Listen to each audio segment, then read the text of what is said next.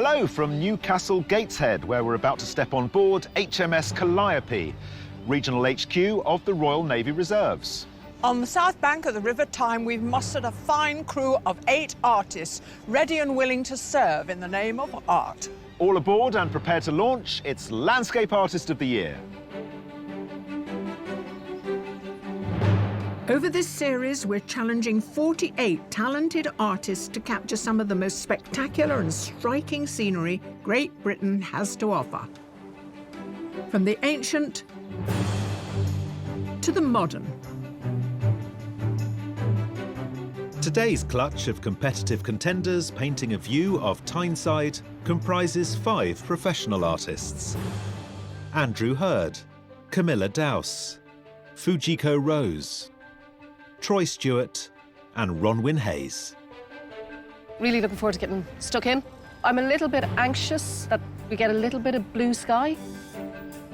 And up against them are 3 amateurs, Kate Langley, Keith Tunnicliffe and Paul Graham. I'm petrified. I'm feeling petrified this morning. It's been a few weeks of nervous anticipation, so I'm just dying to get going now. They'll be working under the exacting gaze of our judges, Kathleen Soriano and Taishan Schierenberg. Nothing feels right. This is too thick, yeah. Look, you're here because your submission is lovely and you're a good painter, so get on with it. All right, sound like my husband. No, God. The artists are all competing for a sensational prize, a £10,000 landscape commission of Venice to celebrate renowned art critic John Ruskin. Also aiming to impress at every heat are an extra 50 artists, our wildcards. So do you normally work sitting cross-legged on the floor? I forgot my chair. So who will make a meal of it?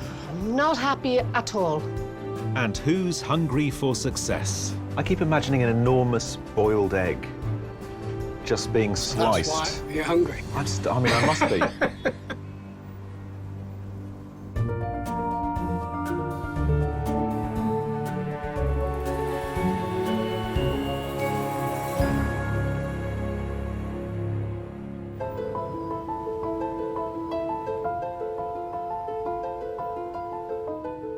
Until now, the judges have only seen a digital image of each artist's submission. So this is their first chance to get a close-up look at the real thing. Well, we don't have Kate and her bump with us today, so you're going to have to judge even more and possibly reflect what she herself might have thought of paintings, OK? I guess we'll have to. What I like about this work is actually how much movement there is in it, even though the buildings are so dominating, but they're also static.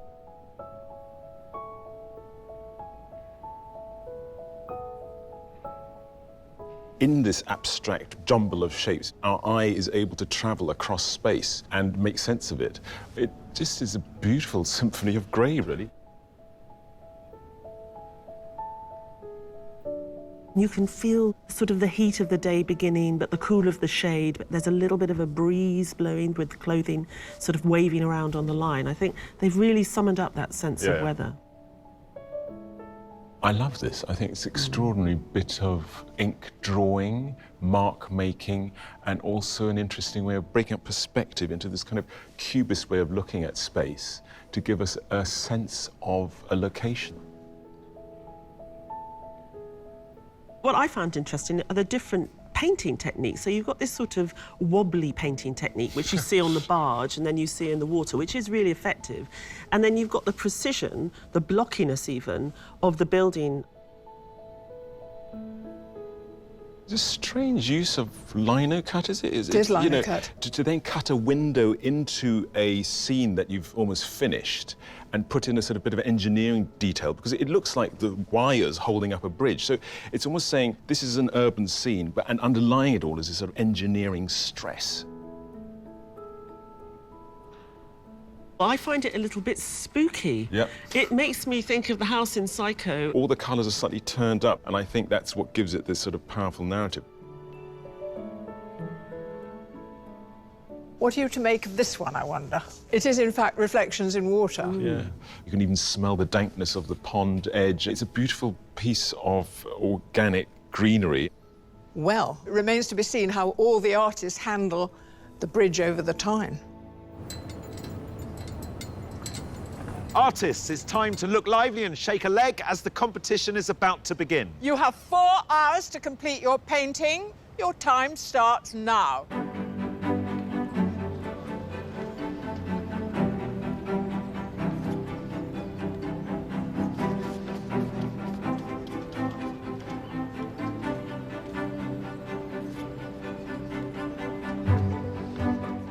Perched on the Gateshead waterfront, today our artists are facing the elegant Millennium Bridge. Known as the Winking Bridge, it's the world's first and only tilt bridge and has become an architectural and engineering emblem of the region. So we picked this incredible view with this wonderful bridge because we wanted to give the artists something sort of technical and meaty to get their teeth into. But there's a lot more there which they might pick up on. There's the reflection of the water, the buildings in the background, and the area is quite animated. So today we're interested to see if the artists can actually capture that sense of the iconic that this bridge gives us and to do it effectively and powerfully in the work that they produce. It's a bridge that just seems to float, so there's an awful lot of air to paint. Unlike the other bridges in Newcastle that were quite Victorian and solid in structure, this one's all about what's not there rather than what's there. A professional photographer from Glasgow, Paul Graham specialises in photographs of houses. Paul often carries his paints in the boot of his car, so whenever he sees a view he likes, he can instantly capture it, which is how he came to create his submission of a local restaurant, which caught his eye. Now, you have not wasted time. Look at this marvellous charcoal all over the canvas. Well, I'm just trying to get the shape and get it and make sure I'm happy with the composition. Are you happy with this line of the buildings? I think so. It's more the gap that the bridge leaves, because this bridge is all about how it floats in the air. So it's going to be a painting of sky. There's going to be a lot of sky in it, yeah. And the sky's changing all the time. It is indeed. You know it's treacherous, don't you? Yeah, but I've got a wee trick. I've got a Polaroid camera, so when the sky's right, I'll take a Polaroid and hang on to that. And what are you waiting for? You're waiting for the sun to move? I'm waiting for the sun to come out. Which it just has. Seize your moment. I'll do it now.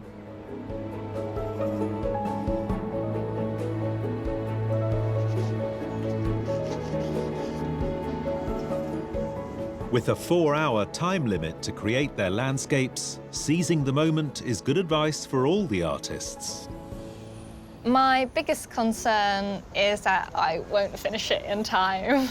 I still haven't figured out how I want to lay out the image. Hopefully I can create something that I'm happier with. Cross fingers. Fujiko Rose is a self-taught fine artist and wallpaper designer. She took part in 2018's Landscape Artist of the Year, drawing Fountains Abbey in North Yorkshire. This year, her submission shows foliage around the front door of her Welwyn Garden City home, made in her customary medium of Indian ink. Starting with small sketches, what are you trying to work out? It's quite a complicated scene in front of me. You have to kind of edit things out as well. I'm sort of trying to get a slightly old photo feel merged with a bit of a modernist meets a bit of a wood block. That's good. Of the 3 squares you've drawn for your sketches, you haven't filled out the 3rd one. Have you arrived at your composition, do you think? I think I might flesh out the 2nd one a little bit more, and I think I'm going to have to move around a little bit. I might try and get a slightly different angle of the bridge, actually. OK, good. Well, look, I'll let you get on with it. I'm quite intrigued how it's going to look on here. I'm also quite intrigued. Don't say that.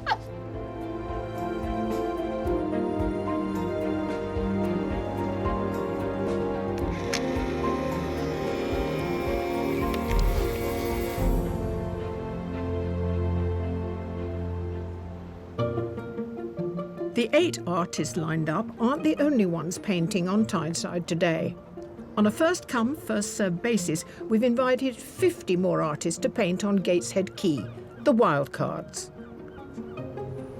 It's a fabulous view, but what do you do? Can you give us a clue? No? There. You can go anywhere, can't you? And if any of their artwork captivates the judges, they could win a place in the semi-final.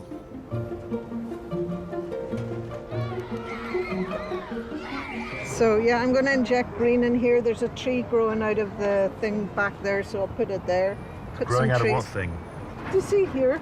Down there, there's a tree growing out of the ditch in the But water. you're facing this way. Yeah, but it's called artistic license. I can put whatever I fancy. Excuse me. Yeah.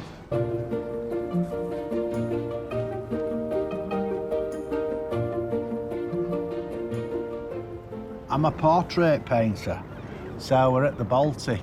And there's all this big landscape, but none of that's the Baltic. That's the Baltic. Paul. Yes?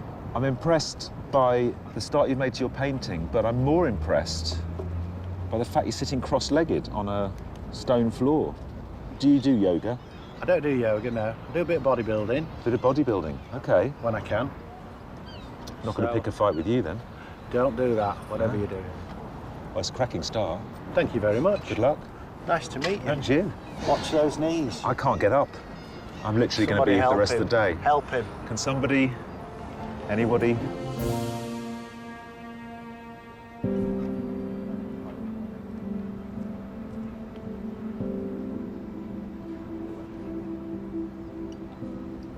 My gosh, Keith, you've made an incredibly vigorous start. It's all sort of swooping lines and energy. Well, Is that how you That's read exactly what I want. What I try and get is a feel of something. Yeah. This isn't going to be a really accurate lino cut. So it'll be more like a painting, really. Since retiring from his career as a web designer, Keith Tunnicliffe now devotes his time to art.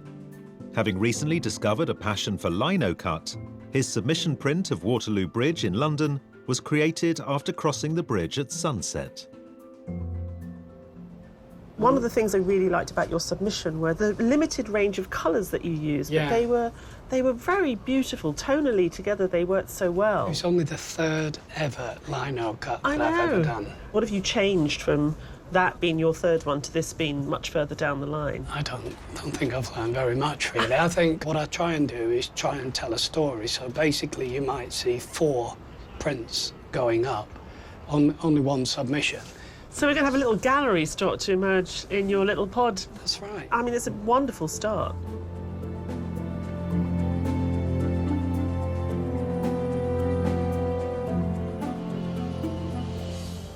Right now, Camilla, you've done a very small, very beautiful little sketch, and it's lovely.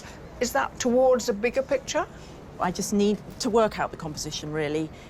I could have brought the bridge in from the side, but then it wouldn't be about the bridge, and I want it to be about the bridge. I mean, you can see here what the big one will start looking like, because I do a lot of drips. I let the paint do what it wants to do. We love drips. Okay. We love drips. Camilla Dowse from Henley-on-Thames has been painting professionally for 5 years, since giving up her job as a picture editor in publishing. Her submission, painted in acrylics, was inspired by the evening light falling on the waterfront of a boathouse on the River Thames. Now, what do you make of this medley here of sort of neo-modern, strangely reminiscent Byzantine architecture?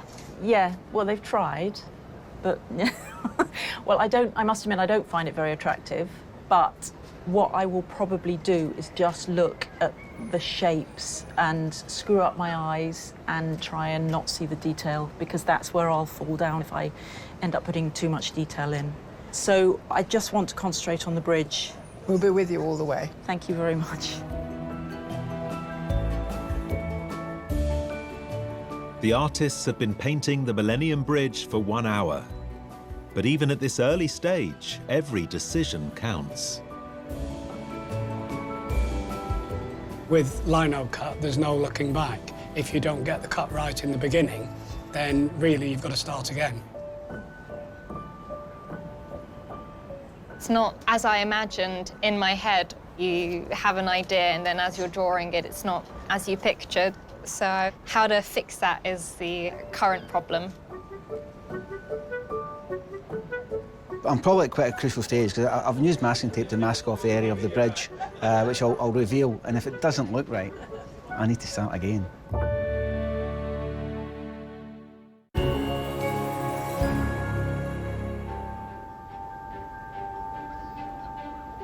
Here on Tyneside, 8 artists are 1 hour into their 4-art challenge to create an artwork of Gateshead's iconic Millennium Bridge.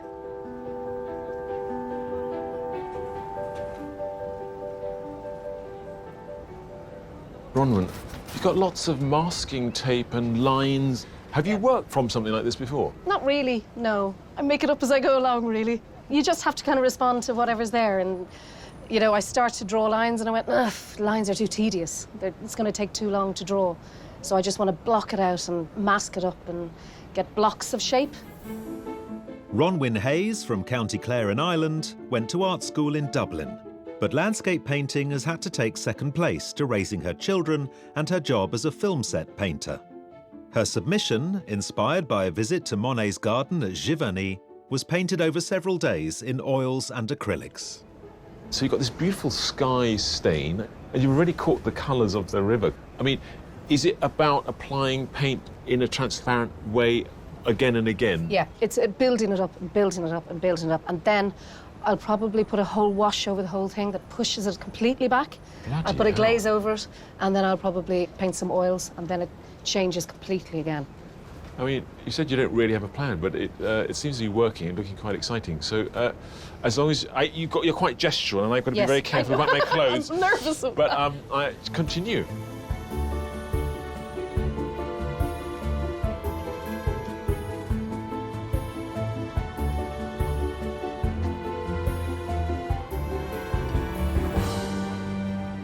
I live in London, so obviously I'm exposed to urban landscapes a lot. I'm comfortable with it. Obviously, there's a lot of sort of man-made, mechanical, sweeping-looking lines. I just want to make sure that I can get that correct. Originally from New Zealand, architectural technician Troy Stewart now lives in the UK and is studying part-time for a diploma in portraiture. His submission shows a view of the Regent's Canal in London, painted in oils using traditional techniques on a decidedly modern subject matter. One of the things that impressed me in your submission was that it felt to me like there were almost 2 styles of painting. One was sort of like wibbly-wobbly, almost impressionistic, and the other was sort of blocky and formal. Yeah. I mean, are we going to see those 2 different styles here today, do you think? I come from a drafting background, so I try and get the proportions right, but I'm trying to be more expressive. Yes. So I want to do the wibbly-wobbly effect on the front rail here. What's next? Have you got a plan, game plan, with the hours that you've got left? 3? Yeah, I think the curve of the arch is quite important, so I want to sort of lock that in now. But you'll be okay for time, you think? I'm going to have to be. The bridge over the River Tyne. It's not without its issues to paint, I'd imagine. Is it technically difficult to paint something like that? Yeah, that elliptical shape, I would find it very difficult. I mean, what's harder is a circle on its side even, and that's what we have in a sense from the view. But we're not even directly under this elliptoid, we are to the side of it. So you've got to make it a believable shape. Actually, the only nice thing, or easy thing, I think the artists will really enjoy is the water itself. Right. But some of them even complain that when it gets windy, of course, it gets choppy and you can't see the reflections. So this is a right old handful. Complained? I This is know. Landscape Artist of the I Year. know, how What dare have they they? got to complain about?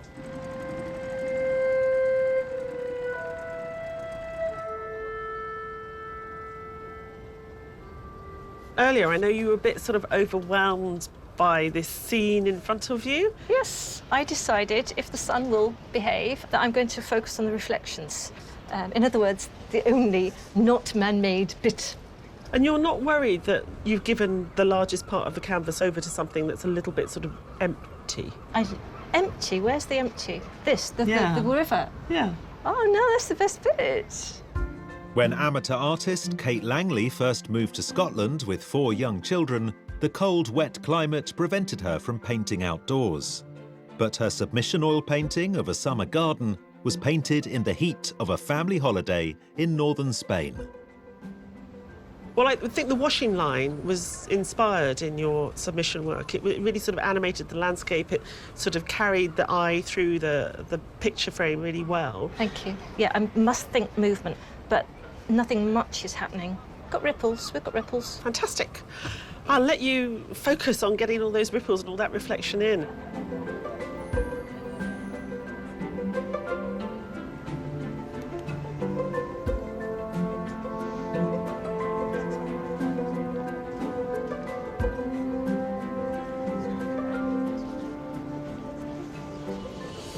lot of my work is quite structured. The horizontals and verticals, I feel quite at home with that. I do paint water quite a bit, so again, having the river in front is quite sort of reassuring. It's something to sort of ground me a little bit in terms of having the reflections as I like to work with.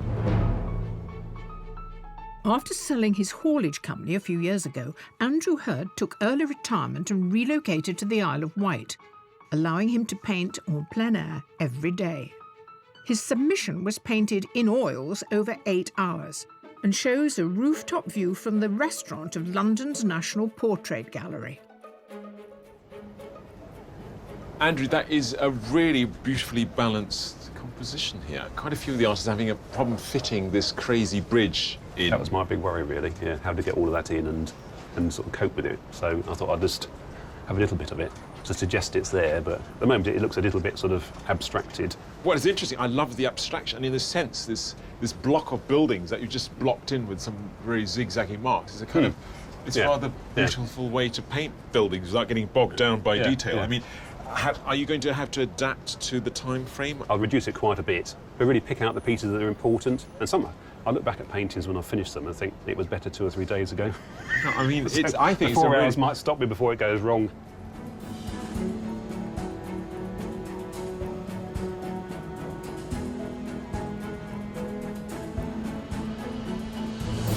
Also exercising their creativity on the Gateshead quayside today are a further 50 dedicated artists. Our wildcards. I work in this building, I get to see these views all day, every day. I like the geometry of the steps here, and I think that deserves a mention in its own way, doesn't it? Obviously, I'll put an ode to the Tyne Bridge and the Sage itself, but that's not going to be the focus. No one else is picking out that particular view, unless they deserve. Well, that actually says something, though, does it? You should be painting over there.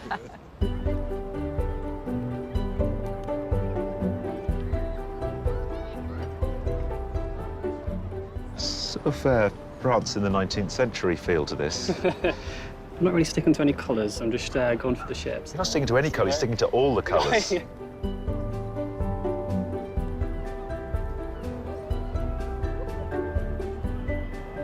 So you're ignoring this big bridge behind us? I thought that might be a bit too technical. Right. So I thought I should go for something like this. Yeah.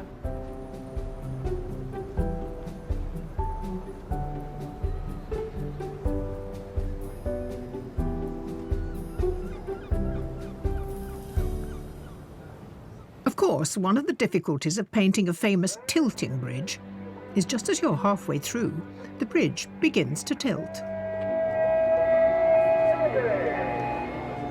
Oh, they're just about to that's lift the about bridge. to lift the bridge. Yeah. Oh, okay, cool.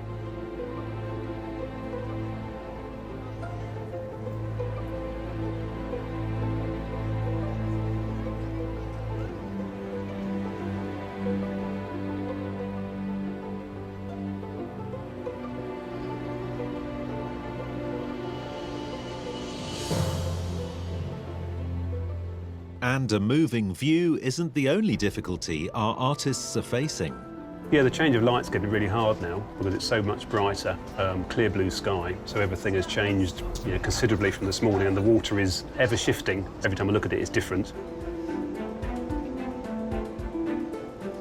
But I think for something so big as this, it needs just nice marks rather than playing with it. I think big brushes mustn't go small brushes.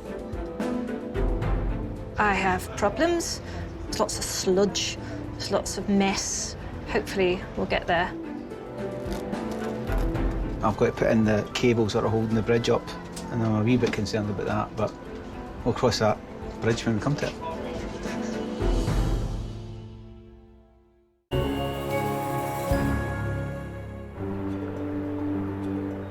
On the banks of the River Tyne, 8 artists are halfway through their 4-hour challenge to depict the Millennium Bridge. The judges have been keeping a close eye on them all morning. So what do they make of their efforts so far? Glorious sunny day in Gateshead. Andrew has looked at what's in front of him at the various angles of the river and the bridge and the buildings, and he's shifted his perspective over. Are you happy with what he's doing? I think Andrew was super clever to identify that he wanted all the lines to converge really on the Baltic. We're not close enough to the end of the day to see how he's done that, because every line, including the wires on the bridge, are going to help him achieve that, I think. Fuji's submission had an elegance to it. Are we seeing that elegance in what she's produced so far? With graphic art, the sort that she makes, there is an elegance, isn't there, inherent in it, and you've got to be careful it doesn't tip. And the slice she's picked is very beautifully balanced. Ronwen is approaching this view in a completely different way to everybody else. The only solid bit of structure so far is the arch of the bridge. I'm absolutely terrified at the moment, because she told me this was going to happen, that we'd see the form, we'd see the composition, and then it would disappear. And it has completely disappeared. Yes, it sort of went. Yeah. But now she's starting with oils, and I think she's bringing the whole painting out again, but it is a bit scary at the moment. Camilla did a very small sketch which has sent you into raptures. Oh my God, Kathleen. I love Camilla's little sketch. I just think it's so beautiful. And as she scaled it up, I just think it sings. Actually, the way Camilla's working it up doesn't add anything new. Okay. Sometimes paintings work because the mark making is of a certain size within the framework. In blowing it up, the size of a brush mark stayed the same, and it's lost that kind of vivacity. But, you know, it's early days. Well, I don't remember a heat where I felt the artists had so much to do. So we'll see if they can pull it off.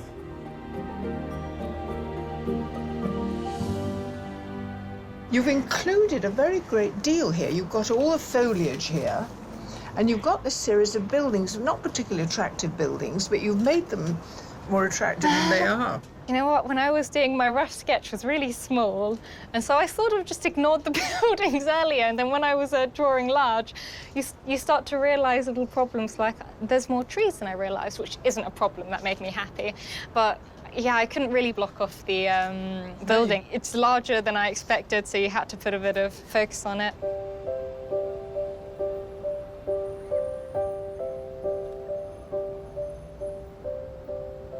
Keith, this is so different from what I saw first thing this morning. And I can see that the Baltic is slowly emerging more and more. Yeah. At the moment, it feels quite abstracted. I want it to be sort of abstracted, but it's also got to, it's got to have that last little bit of definition, I believe. OK, and that definition will be with darker lines, you're thinking now? It will be with fine black lines. Well, I think Gallery Keith has been a huge success.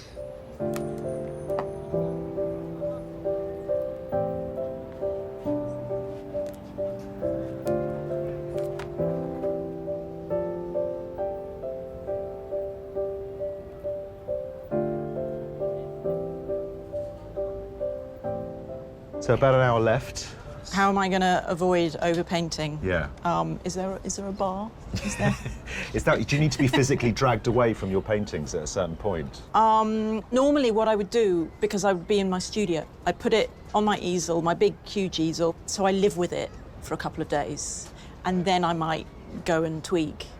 But that's probably, obviously, I don't have that luxury here. No. No. No, you have an hour, and then the painting will be judged by two fearsome judges. Yeah, thanks. Thanks for that.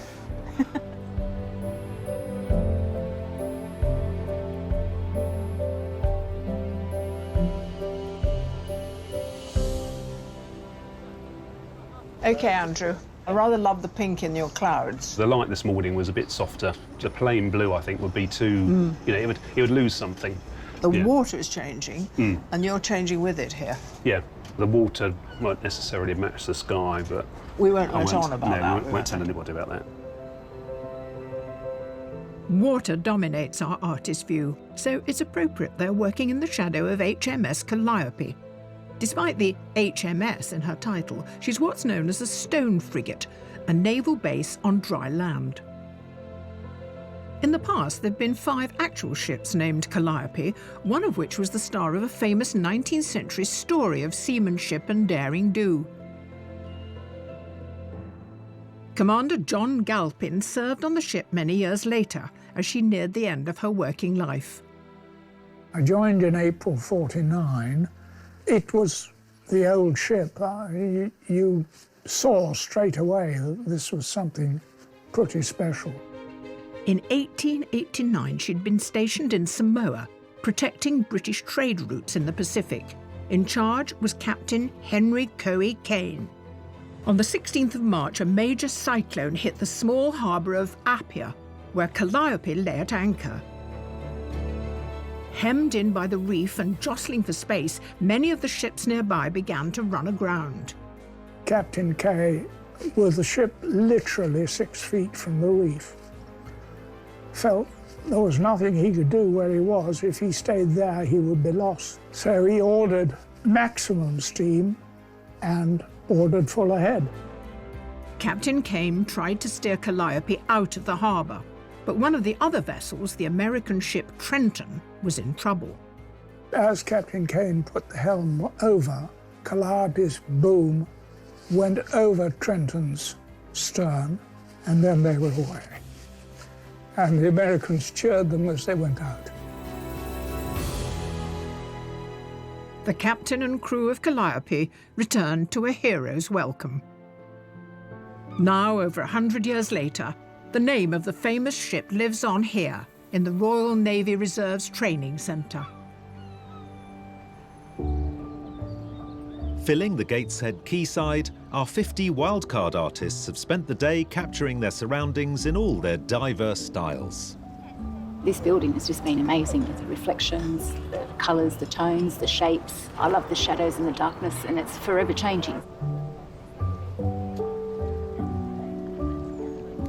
I'm actually quite pleased with how it's going. I'm really into skies and things like that, so it's perfect. I don't usually do bridges and things like that, but it's quite a nice challenge. But have any of their paintings captivated the judges? I really like the guy sitting on the ground who's really just done the Baltic, you know, with that orange ground. Beautifully loosely painted, but it's very much the building. It's got the essence of it, yeah. I still like the woman down towards the side who did that on that very loosely painted painting of the bridge here, where, you know, first time I understood that there were two shadows. Yeah, I like that too. So it's between Baltic Man and double shadow on the Yeah, Tyne. I think so. Do you think? Yeah, so who? Congratulations. You are our wild card winner today, Mr. Baltic. Thank you so much. Well done. Thank you. Fabulous job making it the hero of the day. I think it made all the difference sitting on the floor, don't you? Yes, I'm going to pay for it later. Absolutely amazing. Didn't think it'd happen. I hoped, you know. I just put a little bit of faith, and it was amazing that it all came together in the end, and I'm just over the moon about it. Paul Ashton from Bradford will enter a pool of wildcard winners from all the heats, one of whom will be selected for a place in the semi-final. Painting the Millennium Bridge, the 8 artists have less than an hour to go and must use their time wisely. I'm in the danger of where I start getting too detailed.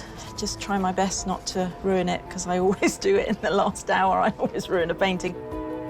So I call this the panic stage. No, I just keep on going and drawing, and hopefully it'll turn out well. I'm not happy at all. I'm really struggling.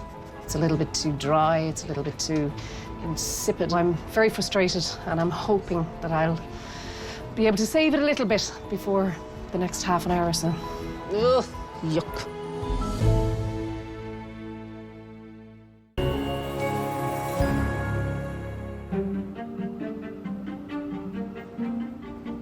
Here in Gateshead, our 8 artists have just minutes left to complete their artworks of the Millennium Bridge over the River Tyne. If I could cut the painting in half and keep the bit of the Baltic centre, I'll be happy with that. But the rest of it's getting a little bit tricky, so I just need to sort of get the water right. Looking great. What do you need to do? No, I hate it. Do you hate it? Absolutely. Oh, no. Loathe it at this stage. What don't you like about it? I need loads more time. It's not luscious enough. It's very one-dimensional. I'm really disappointed.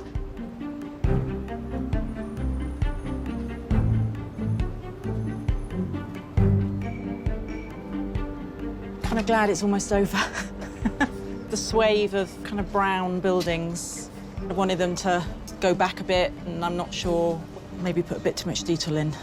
I actually just don't know at this point.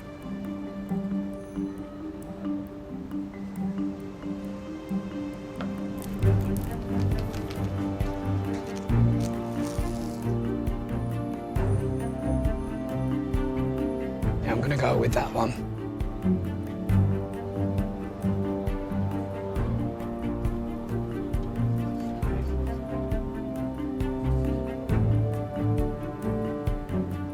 Artists, you have 5 minutes left. 5 minutes. Exhausted and not happy. I don't like architecture, and there's an awful lot of it today.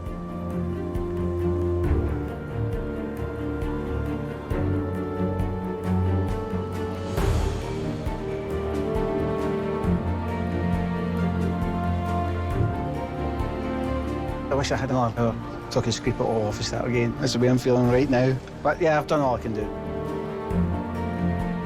Artists, the challenge is over and your time is up. Please stop your work and step away from your easels.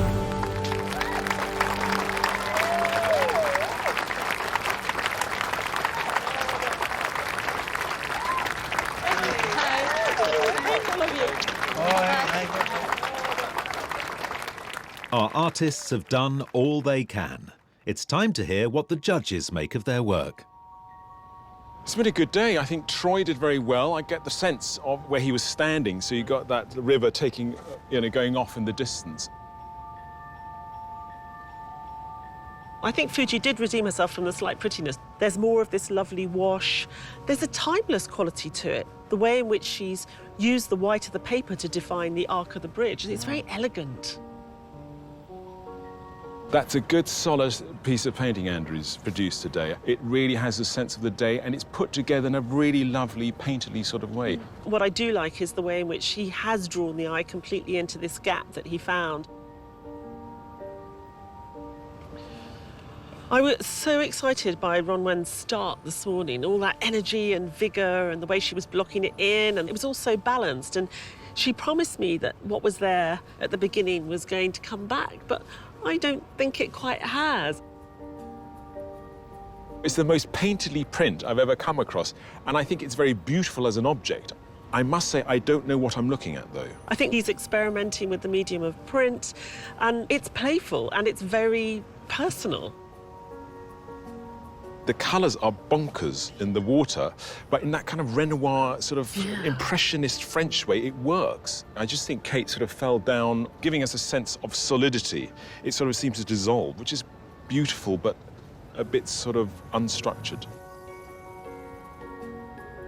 I like the amount of sky that he's given us in the context of the river, but some of it feels a bit too sort of impatient and rushed and not thought through. I really like the arch and the way she hints at the wires there, and the sense of that orange coming through with those lovely blues. It's very pleasing, a word. I'm looking at this, and it's sort of some faded Tuscan villas on the hillside. I'm thinking that is fantastic. The judges can only pick one artist to send through to the semi-final. They start by narrowing their selection to a short list of 3. This one, I'm feeling more and more confused about what I'm looking at. From this end, I feel I'm happy with that one, and then these two down here, that's my 3. That bridge is you get a real sense of tension in its arc, and it leads you over. So, 3? Yeah, I've got 3. I've got 3. Yeah. Let's go for it. Artists, we hope you've enjoyed the experience of painting here today. We've certainly enjoyed watching you at work. But sadly, the judges can only fit 3 artists onto their shortlist, and the first artist they have chosen is Fujiko Rose.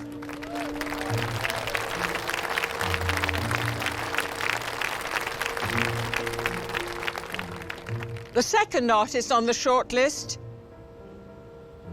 is Andrew Hurd.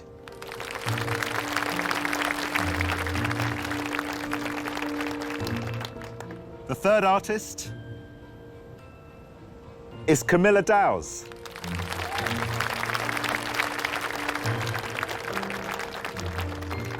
Our commiserations to the rest of you. You are all talented artists, and it's been a pleasure having you paint for us here today. Thank you. Thanks very much. Thanks very well. I thought more highly of your work than you did. Thank you. Well done. Now the judges must whittle the shortlist down to the day's winner. To help them, they take into consideration the selected artists' submitted artworks. 3 very different moods of today. I'm not sure without the bridge you'd know that they'd all painted the same place today. It's interesting that each of them have been absolutely true to their artistic voices. Yeah. And isn't art wonderful that you can look at the same thing and come up with sort of very different sort of results, really? So, taking every artist in turn, let's start with Fujiko. What is interesting about her submission is the graphicness of it. It brings all the detail and the texture to the fore, whereas in today's piece, Fuji, in using that paper, has made it actually is very quiet and it draws you in. And I thought, actually, that I preferred it on white, but this thing grows on me. She understands about how to lead the eye, and very cleverly with that dark balustrade that she's put in the foreground, she's created this sort of contemporary sense of distance into a world that could be 200 years ago behind it. What about Andrew? Has he fulfilled the promise of his submission? I think the strength of Andrew's painting today is that he found the right angle. And actually, when you look at the submission, he did exactly the same there. He's very good at finding that focus point, or that vanishing point. The colours he's used are very sort of tonal in a certain sort of painting tradition, but we certainly get the feeling that it's very much related to what we were experiencing today. Camilla, we know that she can paint water really effectively, as we see in her submission. It's interesting, though, that she knew when to stop in the work that she was painting today, because I think that would have been too heavy-handed in the composition that she's given us here, which is lighter. Presumably being slightly tactical, knowing she only had 4 hours as well. Well, for Fuji, Andrew and Camilla, will it be Bridge of the Gods or Bridge of Sighs? Ooh.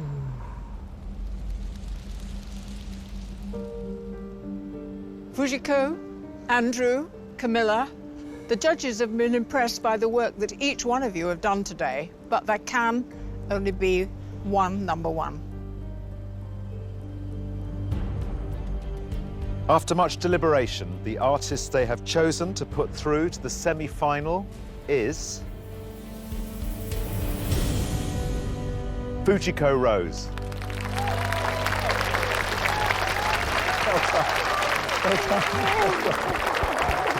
How about that? Congratulations. Well done, well done.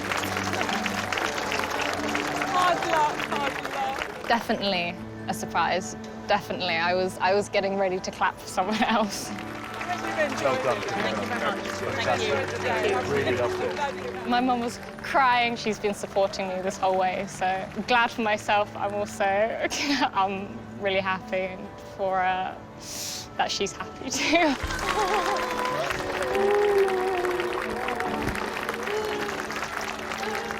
Usually when we have a graphic artist win, somebody who works in black and white and paper, there's always this discussion, it's got to be really good because it's up against painters. I think Fujiko's work surpasses that. It doesn't even come into the equation. It really is about the richness of her visual language, the richness of her mark making, the inventiveness of her compositions, and how she fills them with this texture. And I've never seen anything like that before. If you'd like to find out more about next year's competition, visit our website, skyartsartistoftheyear.tv.